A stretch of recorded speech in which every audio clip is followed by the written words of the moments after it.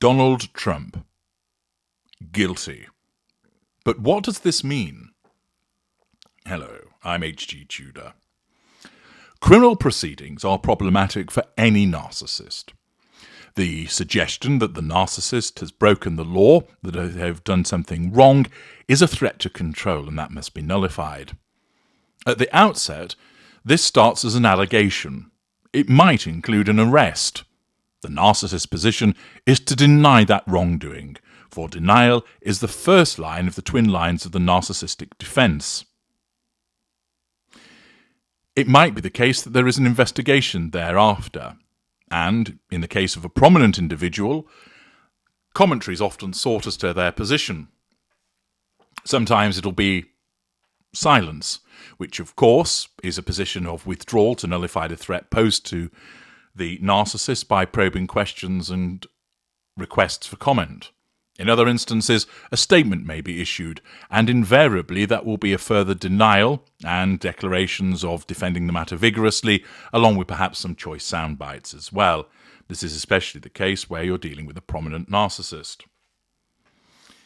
Charges may well then follow. Again, there will be a denial. The laying of those charges a threat to control, and the narcissist is effectively duty-bound to nullify that threat to control, and the simplest way of doing so is to again issue a denial. Should the matter proceed, at some point it's necessary for the narcissist to issue a plea. Most of the time, consistent with the denial, is the issuing of a plea of not guilty. There are, however, some instances where a narcissist will plead guilty. This isn't because it's a genuine admission of wrongdoing, but rather the fact that the narcissist is the one to decide that they are guilty, rather than a judge or a jury, means that they retain control. And invariably, a guilty plea that has been issued by a narcissist isn't because they go, yeah, I know I've done wrong, and mea culpa, mea maxima culpa, but instead, it's because they're doing it for self-serving reasons. Namely, there's no actual remorse for what they've done. There might be false contrition that is issued, but it's done to try and escape a jail sentence or secure a lighter jail sentence by virtue of an issuing of a guilty plea. Thus, it's done to nullify a greater threat to control, jail time, or nullify the threat to control posed by extensive jail time. Once again, it's all about control and being self-serving. But often, the narcissist will issue a not guilty plea. There then follows a trial and conviction. Even at conviction, the narcissist will not then accept the verdict of the court, but it will invariably seek an appeal. The basis of the denial that is issued is something that varies dependent upon the type of narcissist that you're dealing with. Invariably, lesser narcissists adopt the position of, I've not done anything wrong, and they don't see how they've done anything wrong. And in effect, what they will say is, this is fake information, it's a put-up job, I've been framed, those people are liars. So even where there might be overwhelming evidence, say for instance there is testimony from a police officer, there is an expert's medical report, there's testimony from several witnesses, there may be some video camera evidence, that lesser narcissist will turn around and say, that police officer is bent, that expert is incompetent, those witnesses have been bribed, and that video evidence has been tampered with. Rather than realise, actually, all of this evidence cumulatively points to the fact that you're guilty, their narcissism won't compute that, and instead maintains the position, this narcissist is innocent, therefore anything that says that to the contrary must be false. Therefore, if a police officer says that this person is guilty of the crime, that police officer is lying and they must be corrupt. The expert, their evidence that supports the suggestion that this individual has committed the crime, they must be incompetent. They've simply got it wrong. Those witnesses, ordinarily they wouldn't say this, somebody's bought them off. That video evidence, no, I didn't commit the crime. Therefore, whilst I can see there's video evidence that shows me committing this crime, it's clearly been tampered with in order to frame me.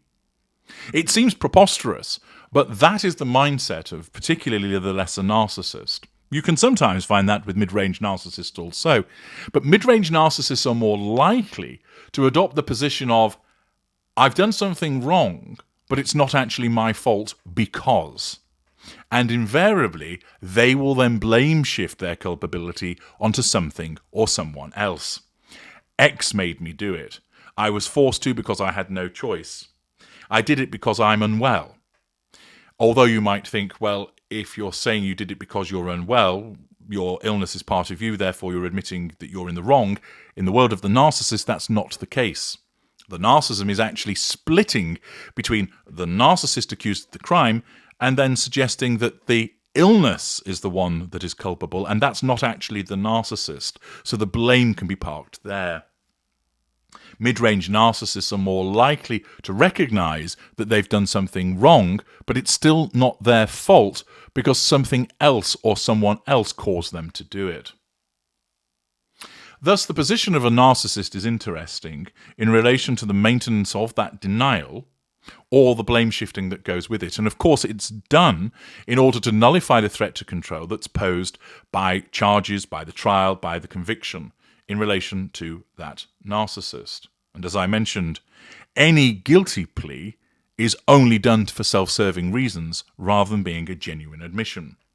This is why you'll often find somebody who faces overwhelming evidence that demonstrates that they've done something still entering a not guilty plea, because in their world, from their perspective, they're innocent. It's not the case that they think to themselves, yeah, I know I've done it and it's entirely my fault, but what the hell, I'll still plead not guilty. They genuinely believe, as a consequence of their narcissistic perspective, that they are innocent, that they've been framed, or that they had to take such steps because they were backed into a corner, or that somebody has bribed individuals to make them look bad. Whatever it might be, ultimately the narcissist is not at fault, because the narcissist can never be at fault, because that is a threat to control. It's similar with Donald Trump. Now, you will have a view as to whether you believe that he's guilty or whether this is a show trial whereby Democratic influences have sought to change the law to make him look bad to try and keep him out of the Oval Office. The position adopted by Trump throughout, of course, is he's not guilty and this is a put-up job, that he has been subjected to a show trial by politically biased opponents. You will have your own views about all of that. But whichever way it is, it still amounts to the fact that his narcissism will not accept that he's done anything wrong. It is either the case he has done something wrong, and the evidence supports that, but his narcissism tells him that he hasn't, and therefore he issues a denial suggesting that it is politically motivated, that it's a show trial, that they're only out to get him because they're frightened of him becoming the next president. Or he's right about that, and he's utilising the truth again for the denial. Whichever version of events you accept, it essentially leads to the same outcome, a denial by the narcissist that he's done anything wrong. And as I've explained to you before in my excellent video, the truth, the half-truth, and nowhere near the truth, there will be instances where the narcissist will use the truth as you understand it. There will be instances where the narcissist will use something based on the truth as you understand it, and there will be instances where the narcissist will proceed on the basis of a lie, i.e. nowhere near the truth. With Donald Trump, he is either telling the truth, and he is innocent, and he's using that truth for the purposes of nullifying the threat to control, or he actually committed the crime that he's been accused of, but his narcissism still denies that that's the case and causes him to reject it on the basis of suggesting that it's politically motivated, that people have lied, etc. But either route, it results in the same outcome. Donald Trump does not believe that he is guilty, he maintains his innocence, and of course that is the consequence of his response following the conviction. Now, the conviction that he has received provides him with fuel, as does all of the responses and commentary about it. And he will drink up both the positive fuel, the negative fuel, and the challenge fuel that's issued, because as a quite belligerent and bombastic character, he revels in the controversy as well. It doesn't cause him as much as a problem, because in his mind, he is the best in the world. He is the expert. He is the conqueror. And therefore, when you have a go at him, he swats away the challenge naturally. He has to do that to nullify the threat to control, but he relishes the competitive nature of it all. This is why, given his age, he takes all of these things in his stride. He continues to maintain his innocence, run for the presidency, deal with the various legal proceedings that have been besieging him as of late, both civil and criminal, and he keeps on going. Reason being, two things. One, the receipt of the fuel that he gets from all of this, and two, his unshakable belief that he's the one that's in the right and the other people are wrong. That's what makes him so effective as a candidate for the presidency, because he has that ultimate self-belief, which is driven by his narcissism. Now, in some instances, that level of self-belief can be very useful, because it causes someone to pursue a goal and push through many difficulties and overcome boundaries and obstacles. In other instances, of course, such levels of self-belief would be viewed as delusionary, resulting in behaviours which could be problematic. But for Donald Trump, notwithstanding the fact that he's in his 70s, he's able to continue with all of these things where lesser individuals would be completely weighed down by it all. He takes it in his stride because, in effect, he loves the fuel that comes from all of this, and he believes that he's absolutely right in what he's doing, irrespective of what other people might think. Thus, the fact, as Financial Times reports, Donald Trump has been found guilty of conspiring to buy the silence of a porn actor days before the 2016 election and covering his tracks in business records, becoming the first former US president to be convicted of a crime as he seeks a second term in office. The unanimous verdict in the Manhattan hush money case came at just after 5 p.m. local time on Thursday, after almost 2 days of deliberation by the 7 men and 5 women of the jury.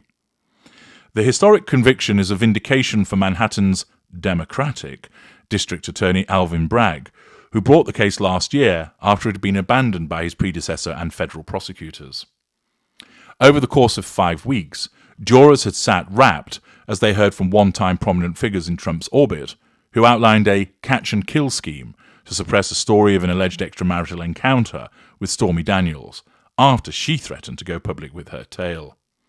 Trump, who had been forced off the campaign trail 4 days a week to attend the trial in person, sat with his eyes closed while the verdict was read out by the jury foreman, an Irish-born salesman from Harlem, to a hushed courtroom. Proceedings ended abruptly, moments later, at which point Trump shook hands with his son Eric, who patted his father on the back. Outside the courtroom, Trump denounced the rigged, disgraceful trial. Naturally, he's going to respond that way because it's a threat to control, and he then immediately needs to nullify the conviction, which is that threat to control, by describing it as a rigged, disgraceful trial. As I mentioned earlier, he may well be right, and it is rigged. Or it isn't, but he sees it as such because his narcissism tells him that's the case. He stated, "I'm a very innocent man," he said. "I'm fighting for our country. I'm fighting for our Constitution. I think it's just a disgrace, and we'll keep fighting. We'll fight to the end, and we'll win because our country has gone to hell. The real verdict is going to be on November the 5th by the American people." Thus, he continues to be bombastic, pugilistic, belligerent. That's his style as an upper lesser type B. One wouldn't expect anything less from him. And of course, whether it's based upon actuality or whether it's not, he still has that unshakable belief that he is innocent, and that is what will propel him to keep on fighting, drinking in the fuel, nullifying the threats to control. He's going to be sentenced on July the 11th. I doubt that he'll be sent to prison. He has no prior criminal convictions, and this is a non-violent crime. It'd also be particularly controversial if he were. He will, of course, immediately appeal thereafter, which may result in him being kept out of prison if that is the sentence. And I suspect the appeal could drag on for a year, at least, which would then mean that the election would have been done and dusted, and he may well be president for a second time by that point. We, of course, need to see what happens in that regard. This isn't going to stop him campaigning, and quite rightly so. It isn't going to put much of a dent in his popularity either, because one of the facts that arises from this is that there is a hard core of his support that share his view that it is politically motivated and is a show trial, and therefore it is not going to cause them to change their position. Whether among swing voters it will have any impact, well, that remains to be seen, and the impact may be minimal and insufficient to stop him coming to the White House on a second occasion. But what it does provide you with is an interesting opportunity to see how a narcissist deals with the issue of criminal proceedings, and in the case of Trump, how his maintenance of innocence and the drawing of fuel is what keeps him going and what keeps him functioning, which keeps him belligerent. Lesser individuals would have crumpled by now, but not him. His very narcissism is the device that might have got him into this kind of trouble in the beginning. Depends on whether you accept the facts as presented or not. But it also has enabled him to keep going, notwithstanding these repeated attacks that have been placed against him. The fact is that despite there being weeks-long round-the-clock coverage of this Manhattan trial, Trump is riding high in the presidential election polls and is consistently leading Joe Biden in crucial swing states. He's also been successful in delaying the 3 other criminal cases he faces over alleged attempts to frustrate the results of the 2020 election and the retention of classified documents after his departure from office.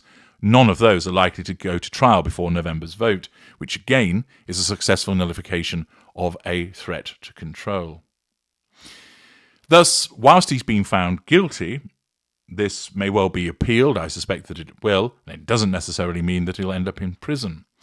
It provides us with another opportunity to see how his narcissism reacts to such an event for the purposes of educating you about narcissism.